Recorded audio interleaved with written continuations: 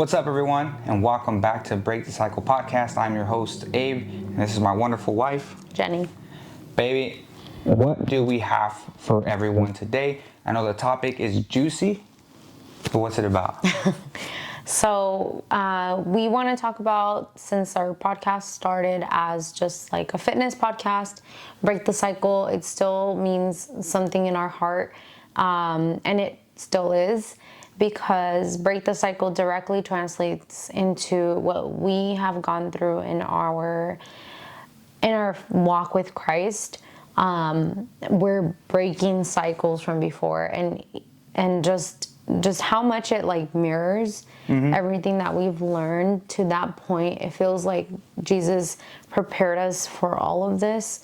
God has prepared us for all of this, and it was just kind of crazy to just see so many similarities in our walk with Christ, but also in what we had experienced in our fitness journey.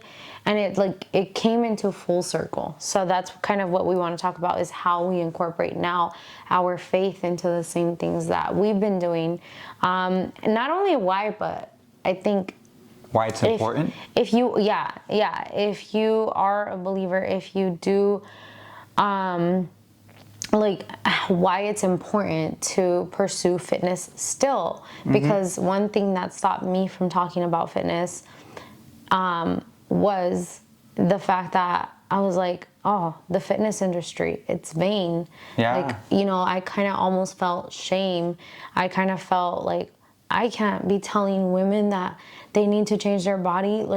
I walked away, or not walked away, but I kind of stepped back because I felt a little convicted. And now I have clarity about the situation, about really what happened. And it's not that fitness can be vain, but there's other parts of fitness that are very important that I have learned this past year. Well, I like that. What's one of those things that you noticed that was very important? That you thought was important before? So I thought it was important before, but I've got a newfound understanding, is just the quality of movement in people's lives and how they move their bodies, their knowledge on nutrition. I just had this conversation with one of my clients earlier, and we'll talk about that in another podcast, but it's just, there's so much common misconceptions about fitness and nutrition that people get, we hang ourselves up on these goals, but really there's so much more to it. There's so much more to it. And just seeing someone being able to get up off the chair without having to get assistance or anything like that, even just something like that is amazing. I love it. And so we're going to talk about how we incorporate faith and fitness now. Kind of what does that mean for Break the Cycle? And so let's go ahead and get started. Awesome. I'm super pumped. First, I want to ask you, what do you feel like your connection with faith and fitness has been, or how do you feel like the two interconnect? Honestly, the way that the two kind of coincide with each other, or they connect with each other, is we hear it a lot in scripture. And when Jesus came, he talked about how your body is a temple, and how in the past you would see in the Old Testament how they would build temples. It would actually resemble the body. So whenever you see temple in the Old Testament, just put body there. And then how would you treat that place where you go and worship God? Well, when Jesus said our body's a temple, this is the place where we worship God now. So if we're not taking care of this, are we really honoring God with what he gave us to have connection with him? So I think that's where it really hit home for me, because everyone always says, oh, my body's a temple, and they don't even realize where we got that from. It came from the Bible. So it's very important that we understand that figure of speech actually means something. Your body is actually a temple, and it actually connects you to God. So if you don't have if you don't treat your body right, you're not being faithful to God and what he promised you or what he gave you. Yeah. What about you, hon? My connection between faith and fitness, and I told you about this before, it's really, aside from the movement, the discipline, getting up to do something, to sticking to a routine, something outside of your comfort zone. A lot of it was mental for me. And the connection between faith and fitness and the mentality that goes into that really did a big number on me in fitness. It wasn't like from one day to the next I was, consistently working out. It wasn't from one day to the next did I know how much to eat per day or what protein is. And it wasn't from one day to the next. Same thing with my faith. It wasn't one day to the next, all of a sudden I'm a perfect human being. Like, no. And will I ever be a perfect human being? No. But I want to follow God. And I'm going to keep following God, and I'm going to be continuing to train myself to follow God and to not stray into the broad path, I guess you could say. And so mentally, I think about like your body's a temple, and I was going to ask you that question earlier, but you mentioned it now. Yeah. Or later, but you mentioned it now. And so like I want to talk about this, is that when we're like food-wise, right? If we eat something that's not necessarily good for us, it causes stomach upset stomach. It causes like all kinds of things, at least for me. I don't know. I see other people that enjoy certain foods and I'm like, oh my gosh, I wish. Yeah. I wish, because, I hate having the feeling of like after eating something that I give into, maybe I have a little bit more than I'm supposed to. Yeah. But I end up getting the effects, and, I get bloated and maybe gassy, maybe I get like indigestion, maybe I get heartburn. There's like, and I hate that feeling because one, it doesn't let me enjoy the moments, and two, it doesn't allow me to like, go to sleep comfortably. Like I have to do all this stuff, and I'm like, I don't want to do all that extra work. I want to just make it simple. So that actually reminds me a lot of like my anxiety. Because when my diet was full of a lot more processed foods, I had a lot of anxiety. I had a lot of depression. And the foods go into your like digestive system, and in your gut is your second brain, or they say like your first brain. It holds so much data and sends out so much data, which in turn caused my depression and anxiety.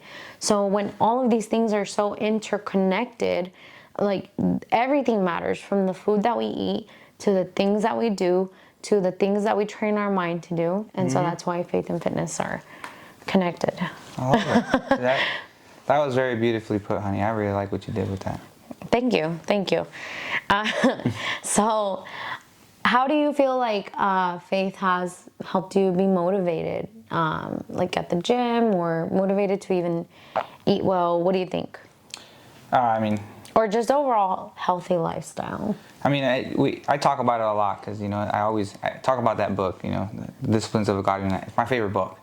And it really just talks about how you should train yourself for spirituality. Like it also, like Paul talks about training yourself for physical fitness and physical ability, and that's a good thing to try and achieve. But I really like that you also have to put in the same amount of work to have a relationship with God. Because, if not more. Yeah, not more. Yeah, you have to try even harder for that, because it doesn't come as part of the culture. Like the majority of culture does not have a relationship with God, doesn't talk about God. And it's even harder for us now to be able to set ourselves aside from culture with everything that we see from our phones to on the street and stuff like that. And I really like how Paul puts this, is like, dude, you have to train just as hard as you do for that as you do for this. You can't be halfway in, halfway out. It's like, I always tell people this, and I was talking to a friend a while back, and he was saying, he's like, well, I have my relationship with God. And I said, well, is it your relationship or is it his? I'm like, because when you really look at it, is it my relationship with my wife, or is it her relationship with me? And at the end of the day, does she expect 100% commitment from me? Absolutely. And that's the same thing that God expects from us too. There's no halfway in between. There's no, one foot in the door, the other foot out. It really has to be like, are you committed or not? Because God doesn't want half commitments. He wants fully committed people. And are you for me, or? Yeah. No. What verse am I thinking of? I'm thinking of one where well, basically like the ones where he talks about like if you love the dark, then you can't be in the light. If you like to be in the light, you have to be all in the light. But you cannot be in the dark and be in the light. You can't serve two masters. Yeah. And I think that's really cool too that you brought that up, because when you think about like changing your lifestyle, fitness, nutrition, like you can't serve two masters. You can't serve the, oh, I want to watch Netflix, or I just don't want to make food, or maybe I don't want to make time to make food, because a lot of the obstacles that happen is like I don't have time. I don't have time. So like you can either submit to that mindset of I don't have time, I don't, whatever thoughts you're having or whatever obstacles you're having, or you can submit to like that potential, which you know you can do, but it's just going to be really hard. Yeah. You know what I mean? Yeah, because you can't be halfway committed to things that you really want to achieve. It's like, you know, like everyone says they don't have time, but we sit around and watch Netflix all day, but can't take a 10-minute walk. Yeah. You know? Yeah. So. Yeah, and that's like a preaching to us, because sometimes there's days where I'm like, I get home and I'm like, I'm so tired. I do not want to go for a walk. Or I do not want to make dinner. Yeah. Yes. And those are okay to have. But sometimes it does require a lot more training in our minds to pursue the better option. Yeah. And it's going to be an intentional decision to do that. And going from that to our walks with the kids and like the activities that we do with them, I want to talk about like, how do you feel like those walks, or like just the additional activity that we do, how do you think it's helped the kids? I like the decisions that they've learned to make because of what we've taught them to do. And a lot of it was just by observing what me and Jen would do. The majority of it wasn't really forced onto the kids. Like there are certain aspects of like food that were kind of like that me and Jen had to put our foot down, and it was just like, you know what, on this we're not compromising on, because at the end of the day, the kids may not like it and it may seem a little harsh, but guess what, I'd rather my kid not like me because I made them learn about making a good decision instead of letting them continue on the path that they're on and never correcting that behavior with food that they had. So I like that, like now they're a lot more independent, and that they really understand what they're trying to get out of food and what food is actually for. And then they know when to have fun with food too. So, you know, at like family gatherings, they kind of just like, bro, do your thing. You want cake, have cake. You want soda, have soda. Soda, Ezra's favorite. Yeah, Ezra. That's the first thing he asks for, because he knows he can't have cake first, because they don't start the party with the cake. You know. He always says, "Can I have soda when it gets to the party?" Yep. Yeah. And notice that he said the behavior with food and not the food. So we tend to see certain foods as bad foods, certain foods as good foods. And that really is just kind of like a messed up distortion of reality. We live in a reality where these foods are going to be available. Yeah. Even if you go into your pantry and throw all this stuff out, you're going to go to like a party, a get together, a Bible study, a whatever it is where they're going to have these foods available. Are you going to A, completely omit yourself from the gathering so you don't have temptation? B, are you going to leave? Yeah. And 3, the option is, are you going to learn how to not allow those foods to have control of how you behave and how you interact with everyone else? Yeah. And but yeah, so the kids, like, honestly, the walks, even Ezra sometimes will be like, hey mom, do you want to go for a walk? Like if I'm like too tired. So after you do the first bit of work, after you do like the foundation, laying down the foundation, the kids will do the work for you. In the sense of like, they'll remind you, like, hey, it's time to do this, it's time to do that. Like even with Bible reading too, Ezra will, like if we try to go to sleep and me and Jen forget to pull out the Bible, or like, what, we're not doing Bible study tonight, and then your kid calls you out, you're like, dang bro, like no. You're right, we can't say no to Jesus. Come on, let's go read. Yeah, so I absolutely love that. And I think just overall the just different relationship that we've had as a family to movement and to food has really changed us. And I think last year when I went through like burnout, I think that helped me a lot to stay very present and engaged. Yeah. And then also God, and I think I was just soaking it all in. Yeah. But yeah. So how do you feel like overall, babe, since we've started to, since we started our walk with God, how do you feel that you incorporate now your faith into like your gym outing, your activities, how you talked with people, whatever it is? Yeah, honestly, what I like to do, I try to focus on a few things. One of them is what I look at, what I listen to, and then what I put in my body. And the reason being is because, say for example, like music, there's a lot of stuff in music that I really don't like anymore.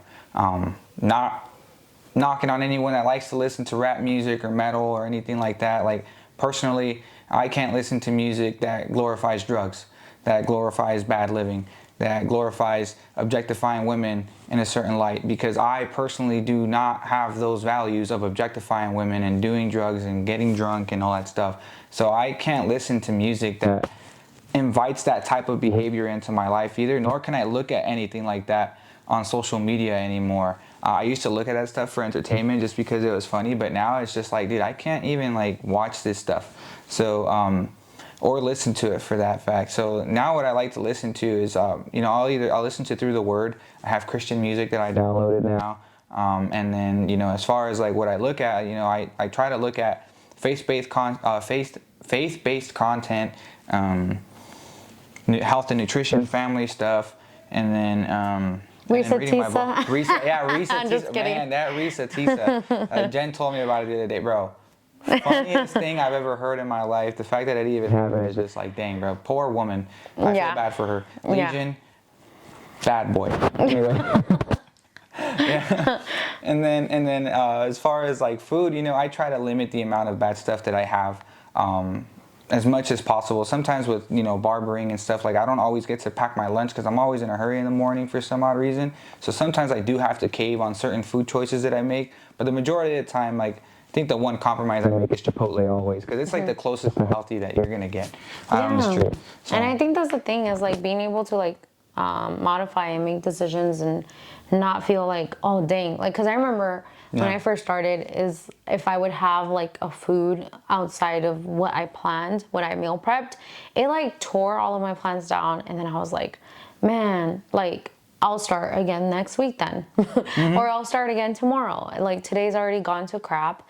And sometimes it can feel like that, because for me at least, I knew that if I didn't eat well my gym session, I was gonna throw up. I was gonna like not feel good, and I did not want to not feel good, So overall, like I think when it comes to like working out and stuff like that, I really do try to read a devotional before I go into the gym.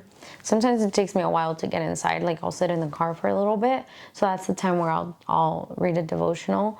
Especially if I feel like I had a rushed morning, like if I have a 5 a.m. client, most of the time, like I'll be able to like sit and pray for like 2 minutes, but really not that long. And if I have a break, I'll read my Bible, but I just like to take some time where I'm alone and in silence, where I can just speak whatever comes out of me and whatever God tells me, and just to give me encouragement to move my body, because sometimes I don't feel like it. Yeah. Sometimes I don't feel like it. And also I just don't want to glorify it.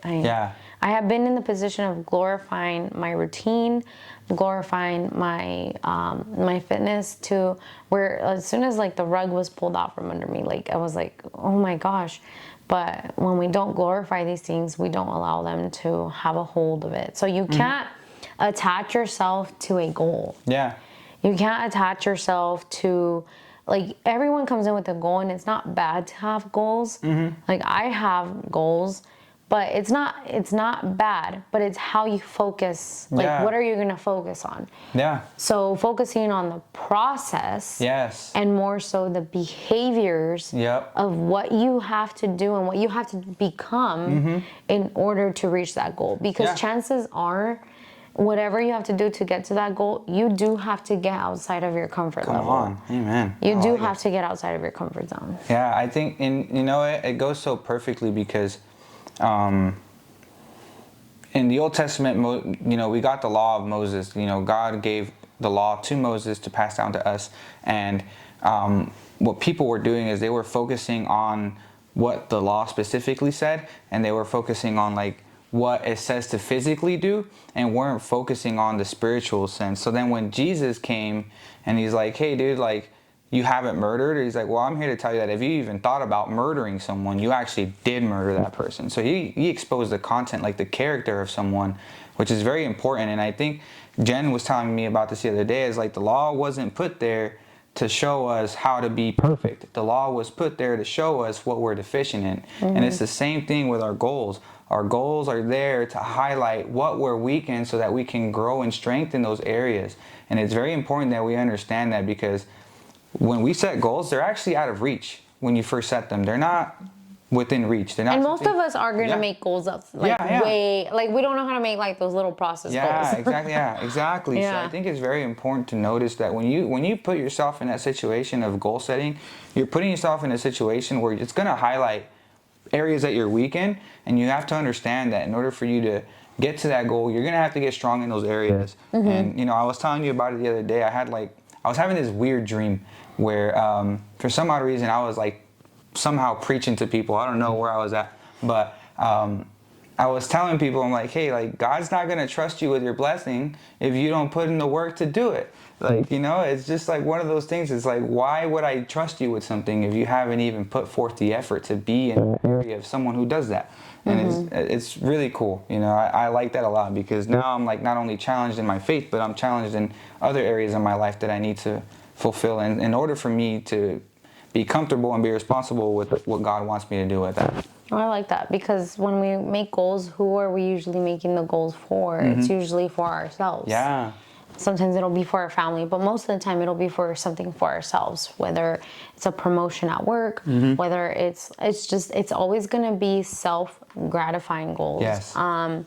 And so how do we turn that around? Because if it's only for ourselves, there's no one else keeping us really accountable to that. There's nothing else keeping us accountable but ourselves. Yeah. And the more we make goals and not fail, I don't want to say fail at those goals, but like dismiss them, forget about them, move on to the next one. The more we do that, the more we train our brain to just let go of our promises to ourselves. We start to become promise breakers to ourselves.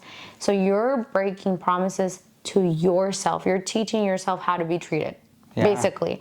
So how would you say, like, for example, like for me, because like I had to be accountable to myself, I think one of the things that I unlocked that I didn't realize that I was doing is I was like telling you like, hey, I'm going to work out at this time. Don't call me. Yeah. And then I told my sisters, because my sisters and my mom, like, they'll call me at any point in time and like be on the phone for an hour, and I'm like, and then I don't want to hang up. So I told them when I started working out, I was like, hey, I'm working out at 4 p.m. and I'm most likely going to be busy till 6. So like, if you guys need anything, unless it's an emergency, don't call me. Yeah. And that really became that. So what if we did that with our faith? Yes, I mean, exactly. we are called to be in community. We are called to be encouraging of others. We are called to be in the body of Christ. And and that's something that I take to heart, which is why, you know, like, Bible studies are everything to me. Like, they mean so much, because you just never know. Like, I feel like I need it almost selfishly. I feel like I need it. Same. But you also never know who else needs it. And then we all need it, you know? Yeah, I love that. I love that you put it that way, because it's very crucial and important that we set boundaries for ourselves when we're trying to achieve certain things, because there is certain there are certain steps that need to happen in order for us to fulfill that, and we are going to have to stop doing certain things. And I think I had to tell Jen one time, I'm like, because her schedule is pretty flexible, so sometimes she'll like to go in later, sometimes she'll like to go in earlier, or whatever happens, and I had to sit down and tell her, I'm like, hey, like, babe. At first when I told her, I wasn't like, hey, babe, I was like, hey, dude, like, I have a certain schedule to uphold, and if I don't uphold this schedule, it's gonna push me back and blah blah. So I wasn't really like nice when I first came off and told her that, and so it didn't work out in my favor actually. She just didn't care. Why? Because I was really rude about how I said it to her. But then when I actually sat down and explained to her how important it was for me to achieve these goals that I'm trying to achieve, and how I need her to support me with doing the things that we said we were going to do, I'm like, hey, I just need to have my schedule like this for X amount of days, because I have a certain goal that I want to achieve for the family and achieve for Jen. It was just, and ultimately achieve for God. Like I have this goal as a or not goal, a role as a husband and as a provider of the household, to fulfill a duty that God put on me to do. And I need to make sure that I am following what He has for me, what His guidance is, in order for me to end up being a better husband and a better father to my kids, ultimately. So. That's good. That's good. Yeah, that's a true story, and definitely. And I remember the second time when he like explained to me, I was like, okay, like I saw where I was being a little selfish, and I was like, all right, I'll get up earlier, even if I don't have to go in early. I'll get up, or I'll make a plan ahead. But it probably is better for me too, because I get more work done at work. Yeah. Because sometimes I'll be like, I'll take my work home. I'm gonna do my programming at home, but at home it's just like, oh, the dishes need to get washed, or the clothes needs to get folded and washed, and you end up getting distracted by so many things. So that's also another thing, is like environments. It's really making sure that you have the environment to do what you have to do. If you're trying to work out at home, really setting up the environment for that. Or if you're trying to work out at the gym, setting up your environment, setting your shoes in a place, having your clothes ready. Like, it really does work. It sounds like minute little tasks, but they work because you are working to do something different than what you were doing before. So you have to do these things. You have to push yourself. Like me, reading the Bible like every single day was not that easy for me last year. I have my Bibles in every single room of the house. Do I not? Yeah, they're all over the place sometimes. And sometimes I purposely leave them in the area that I'm studying, because I know that like when I come back to study again, everything's right there that I need. My pens, whatever. You don't need all of that stuff, but like everything is there that I need. Yeah, I think it's very important. James Clear talks about this in Atomic Habits. He talks about like when you're starting to form new habits to try to create new behaviors that you want to do, you do need to change your environment. You do need to make your environment optimal to fit whatever your goals that you're trying to achieve are. I remember one of the things that I would do when I first started exercising and waking up early again, because I said to myself, as soon as I get out of the Army, I'm not waking up before 7. Like, never again. You used to wake up so late. Yeah, I used to wake up late, and then jumping back into it, I'm like, well, I can't go to the gym after work because everyone's there and everything's packed and I can't get a good workout in. So I had to start waking up early. And one of the things I would do, Jen would laugh at me, because as soon as I would wake up, I would drink some water, run to the kitchen, take a scoop of pre-workout, and then I'm like, well, you know what? I already took the pre-workout. I can't go to sleep anymore. So I did that for like a whole year to build the habit of like making sure that I got to the gym. And it probably wasn't the healthiest thing, but at the same time it was like, well, now I do it without thinking. I can wake up early, I can go to the gym, and I don't have to always use pre-workout. Atomic Habits, read that book. Great book for creating new habits, and for anyone that's trying to start new behaviors. Yeah, and speaking of which, like there's a lot of challenges that are going to come along in your journey, and challenges are not a new thing. So we face challenges as a family, and sometimes our kids face challenges.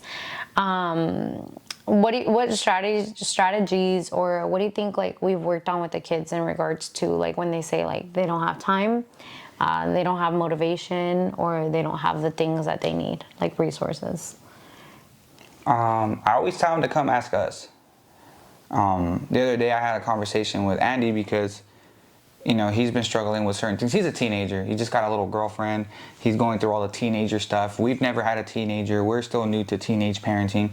So it's a little difficult for us. But we were having a conversation with him because he's been struggling to wake up on time for school. Because he's on the phone all night. He's on the phone all night with his little girlfriend. But anyway, so yeah, we noticed that he was really struggling with all that stuff. And he didn't really ask me, but I ended up telling him, I was like, look, Papa, I was like, if you're struggling with this, why don't you ask me? Why don't you ask your mom? Like, how did we create the behavior of being able to wake up on time, on demand, every day without struggle?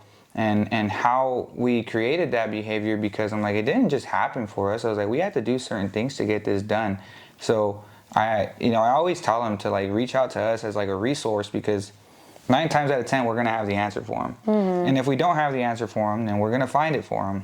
Yeah. And, that's what I do. That's a part of having a good support system, for sure. And I think people to keep you accountable and all of that, which is important to me. And I feel like everyone needs an accountability partner at least. For sure, At least, especially when it comes to nutrition. I feel like nutrition was the hardest thing. How do you feel like you learned nutrition? Like, if you could describe it in one sentence. My wife. I taught you. Yeah, you taught me. Yeah. You taught me how to overcome food stuff. And honestly, you didn't teach me, you did it. Mm-hmm. You didn't have to teach me mix this with this to eat this. She made it for us. Mm-hmm. And we tried it and we liked it. And I think that's one of the experimenting is very important for us. You're a really good experimenter when it comes to food. I like the stuff that you've created. I think I'm willing to fail. I think you have to be willing to fail. Yes, that's the perfect. Yes. Because when it comes to cooking, go. When it comes to cooking, the first time is never the best time. It comes out all right. Sometimes it's what did I do? But you experiment and then you just keep on doing it. Then next thing you know, it's second nature. Mm-hmm. You make it so fast. It's going to be way faster than going out to order food. Mm-hmm. Sometimes we think let's just order food. It's going to be faster. It ends up not even being. We end up finishing dinner at the same time. Sometimes it takes even longer because we would usually get Chipotle and they would mess up our order, or it wouldn't get here on time, or... Yeah, so honestly, for me, nutrition, I just was willing to always learn. I was willing to get information, but I had to, and this happens a lot, I had to eliminate a lot of information, because when you're starting off, having too much information can really, really just be a killer by, what is it called? Analysis by paralysis or paralysis by analysis. And that's what happens. So you just have to find something, try it, and be consistent on a consistent basis, not just for 4 weeks, but go on longer and really give it its good effort, especially if you want to make lifelong changes. Mm-hmm. And then overall, like you said, experimenting with cooking, and really making foods that the kids love. Yeah. That the kids love. They just love their pizza. They love all of that. And we make it all at home. So. Yeah. And last but not least, I am very much of an encourager, and so is Ezra. Yes. And we love to cheer for the family. We love to say congratulations. We love to throw a party basically for every success. And I think everyone around us has a specific goal. And I think we should all just join in on the encouragement. So learn how to encourage others. So don't just make it about yourself, but learn how to encourage your husband. So if you're a wife whose husband is I'm not going to do that.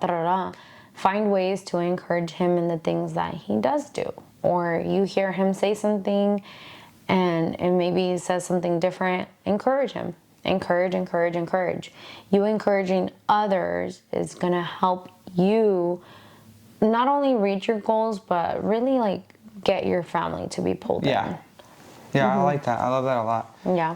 So, that pretty much just sums everything up for this podcast. Thank you guys so much for listening. If you have any family stories that you guys want to share with us, drop them down in the comments below. DM us those stories if you follow us. We really want to hear from you guys. And if you guys have any topics that you guys would like for us to talk about that have to do with faith, family, finance, and fitness, please let us know. We'd be more than happy to get these done for you. Yes. And God bless you all. We'll see you on the next one. Bye. Okay. I like it.